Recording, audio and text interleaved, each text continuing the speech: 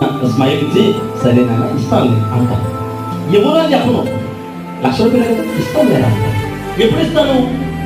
వాళ్ళకి ఆ ఏజ్ వచ్చే వరకు అలానే ఉంటారు.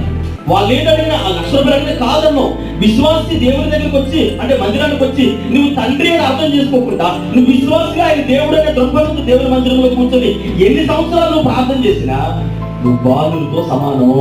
నువ్వు ఇంకా ఆయన ఇచ్చిన ఆశీర్వాదాలకి అర్హుడిగా అనుకురాలు కాదు. ఇస్తానంటాడు, ఏమైనా అనట్లేదు. మీకు అర్థమవుతుందా?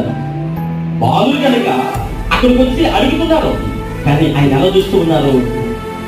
ఇంకొక మీకు అర్థమవుతుంది. ఇప్పుడు ఇంట్లో దాసుడు ఉన్నాడు. ఇంట్లో దాసుడిని అయ్యాడే 1,00,000 రూపాయలు అన్నాడు. యజమానుడు ఏం చేస్తాడు? ఒక్కసారి అలా చూసి నవ్వి అలాగే ఇస్తాం లేదా అంటాడు. ఇస్తాడు 1,00,000 రూపాయలు. ఎందుకు ఇస్తాడు 1,00,000 రూపాయలు? దాసుడు కనుక ఇంట్లో పని చేస్తున్న వ్యక్తి కనుక 1,00,000 రూపాయలు అడగగానే